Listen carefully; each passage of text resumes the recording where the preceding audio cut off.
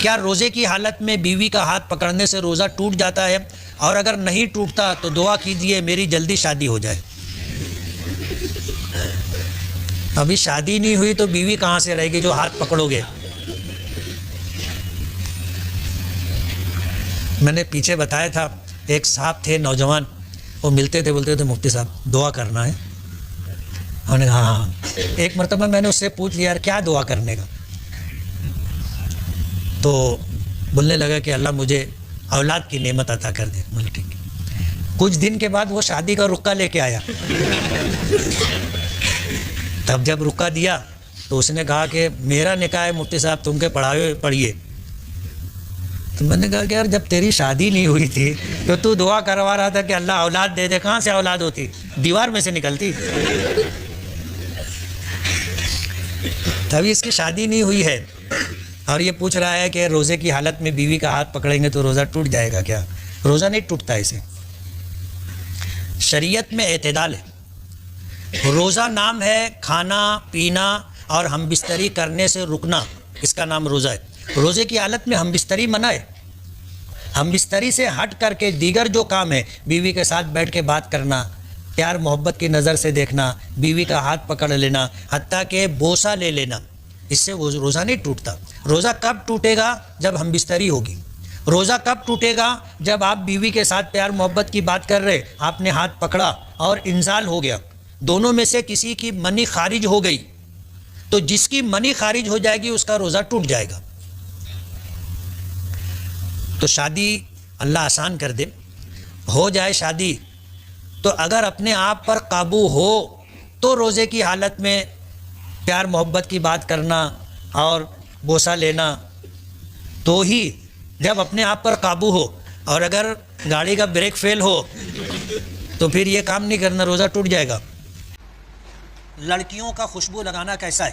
جب وہ گھر سے باہر نکلتی ہے تو خوشبو لگا کر نکلتی ہے، تو کیا ان کا خوشبو لگانا یا اسپرے استعمال کرنا درست ہے؟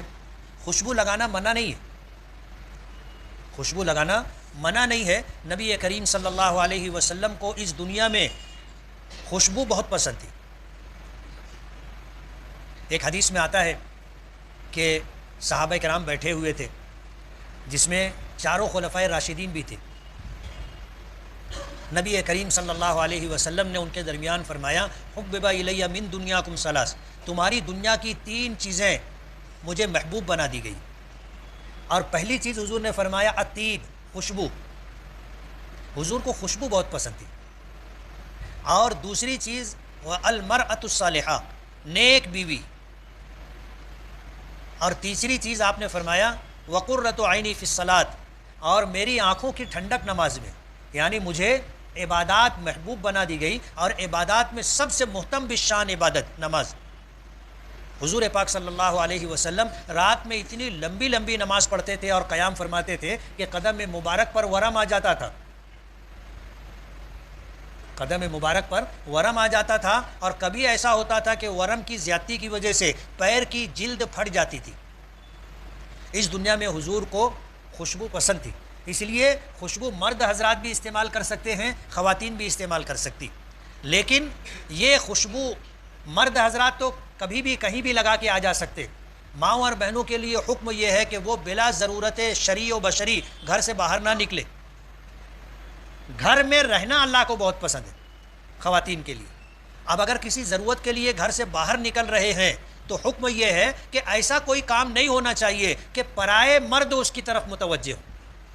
تنگ کپڑا پہن کر کے نکلنا، کھلے بال لے کر کے نکلنا، بغیر برقعے اور بغیر حجاب کے نکلنا، اسی میں ایک یہ بھی ہے کہ خوشبو لگا کر کے نکلنا۔ جب خوشبو لگا کر کے نکلیں گے تو ظاہر بات ہے جدھر سے گزریں گے ان کو خوشبو محسوس ہوگی، اور اجنبی اور پرائے مردوں تک جب خوشبو جائے گی تو نئی دیکھنے والے بھی پلٹ کر کے دیکھیں گے۔ اس لیے خواتین خوشبو لگا کر گھر سے باہر نہ نکلیں۔ گٹکا اور تمباکو کھانے کا حکم کیا ہے؟ حضور نے فرمایا کل مسکرن حرام، ہر وہ چیز جو نشہ لائے وہ حرام ہے۔ اب ظاہر بات ہے تمباکو نشہ آور چیز ہے کہ نہیں ہے؟ ڈر کیوں رہے؟ بولو نا۔ جو آدمی تمباکو نہیں کھایا اس کو کھلا کے دیکھ لو،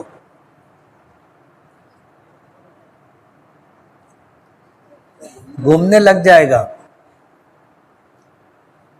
اور جتنا لوگ کھاتے ہیں اگر اتنا کھلا دیے تو ڈگرانے لگ جائے گا، لڑکھڑا کے چلے گا۔ اس لیے علماء کی ایک جماعت کہتی ہے ہر وہ چیز جو نشہ لائے وہ حرام ہے۔ اگرچہ بعض علماء تمباکو کو حرام نہیں مکروہ کہتے، لیکن حضور نے فرمایا ہے کل مسکرین حرام، ہر نشہ لانے والی چیز حرام ہے۔ اس لیے اب آپ کو فیصلہ کرنا ہے کہ ایک طرف حضور کا فرمان ہے کہ ہر نشہ لانے والی چیز حرام ہے، اور ایک طرف کچھ علماء ہیں جو کہتے ہیں کہ تمباکو کھا سکتے ہیں، بات کس کی مانی جائے گی؟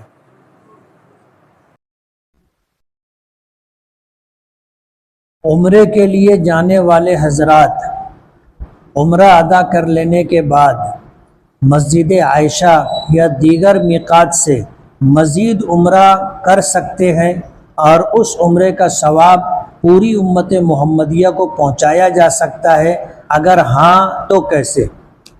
کیسے کا تو سوال ہی نہیں ہے، جیسے عمرہ کیا جاتا ہے ویسے ہی عمرہ کیا جائے گا، اور اس میں نیت ہے۔